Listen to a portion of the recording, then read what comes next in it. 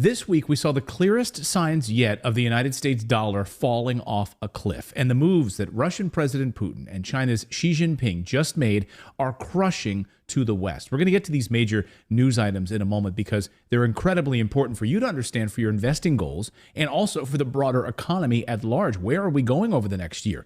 But first, some context here. Something happened in February of 2022 that changed everything. And at the time, it seemed like a small news item. It didn't even make the front page news in a lot of publications.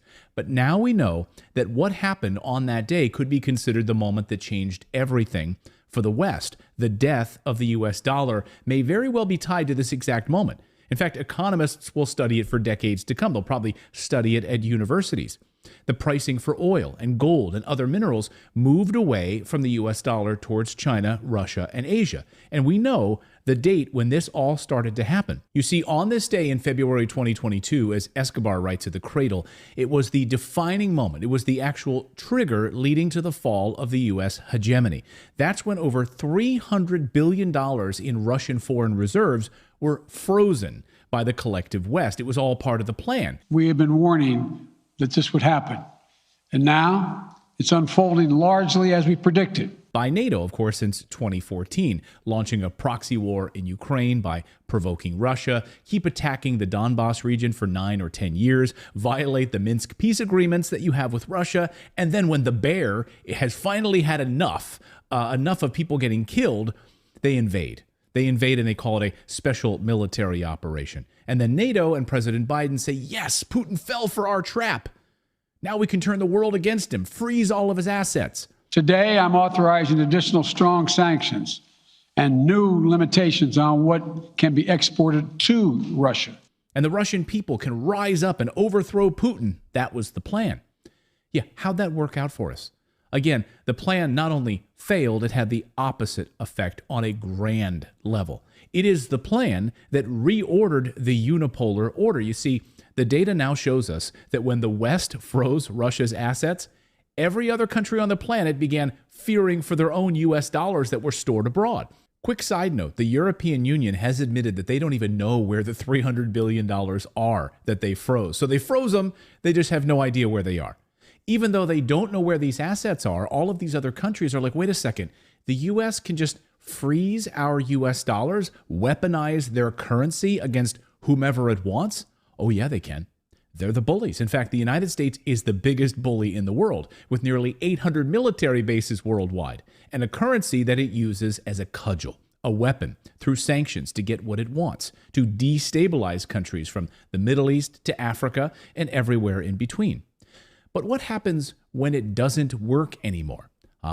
That's exactly what's happening. In fact, this move against Russia had the opposite effect. It scared a lot of these fence-sitting countries that were thinking of maybe, staying with the West, but also thinking about joining the BRICS nations of Russia, China, India, Brazil, and South Africa. In the past year, countries watched what the U.S. did to Russia and decided to part ways with the U.S. dollar. That's right. The dollar share of global reserves was 73% in 2001. That's huge. 55% in 2021. 47% in 2022. The key takeaway is that last year the dollar share slid 10 times faster than the average over the past 2 decades since 2001. And this week, Argentina parted ways with the U.S. dollar. Argentina will now pay for the bulk of its monthly imports from China in the Chinese yuan, rather than U.S. dollars. Buenos Aires and Beijing signed a currency swap agreement last year. Now it's in place. And analysts predict that the U.S. dollar could fall to 30% of the world's reserve currencies by the time the election rolls around for Biden in 2024. That's not good news for him. And if you're wondering, how has the United States been able to bully and keep the U.S. dollar as the world's reserve currency for 50 years? Well, this video explains it perfectly.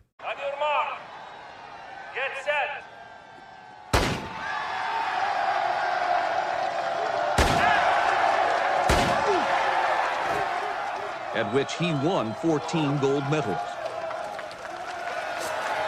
The U.S. dollar has remained as a strong hegemony for years because we will use military force. We will come in, we will destabilize your country, destabilize your currency, foment a coup.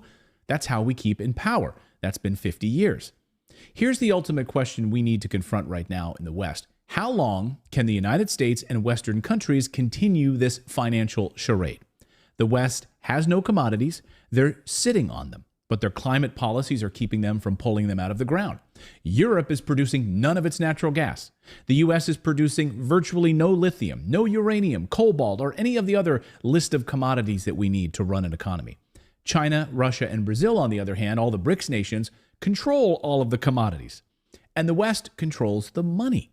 See what they did? They built their economies around good old manufacturing and commodities extraction. The United States outsourced it. And now the chickens are coming home to roost. So here's the question. What happens when the West doesn't control the money anymore? What do they have left? Well, their militaries, of course.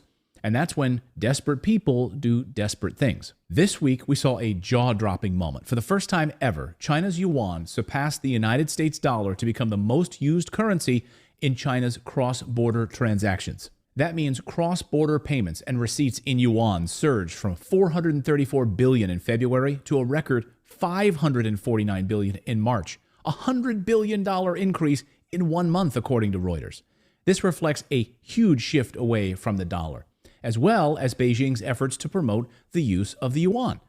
The share of the greenback, the US dollar, in China's international settlements dropped from 48% in February to 46% last month. Over 70% of trade deals between Russia and China now use either the ruble or the yuan. The dollar? What dollar? We're not using it anymore. Last week, Russia's Sergei Lavrov spoke before the United Nations and said the de-dollarization process cannot be stopped. Just look at what's happening this week to precious minerals and commodities trading. Right now, Russia and African nations are moving towards settlements in national currencies away from the US dollar. Russia and India are trading oil and rupees. Less than 4 weeks ago, Banco Bacom, BBM, became the first Latin American bank to sign up as a direct participant of the cross-border interpayment system known as SIPS, which is the Chinese alternative to the Western-led the SWIFT system. This is huge. The West has been using the SWIFT system to sanction the world, essentially.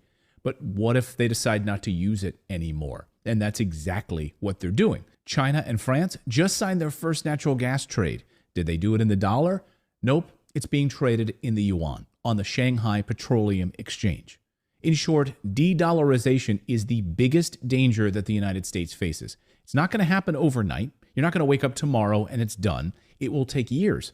But now it's been going faster than anybody expected over the past 3 years. The pace is now unstoppable. That's the news update part of today's video. Now I want to tell you about the sponsor of today's video, which is tied directly to this de-dollarization process and the war over precious minerals with Russia and China. The company is called Strathmore Plus Minerals. Here's their ticker on your screen. It's SUUFF. Now, right now, their stock as of this hour is trading at just 56 cents a share. They're up over 180% this year, and there's a huge reason for this. They are a uranium producer, a uranium miner. And right now, the demand for nuclear energy is off the charts. Also, there is no uranium production in America right now. Can you imagine? They are the only company that is currently bringing a past producing uranium mine in the state of Wyoming back into production. The only one in all of the United States to do this. So you see how this company is positioned. That explains why they're up 180% over the past year. I'm going to show you these mining sites in Wyoming in a minute because it's incredibly important for you to understand where the United States is going. But first, let me say up front, a lot of you sent me messages last month. I'm flattered by it. You said you made a lot of money investing in the companies that we show you here on this show, and you thank me for it. Again, I'm flattered. That's great.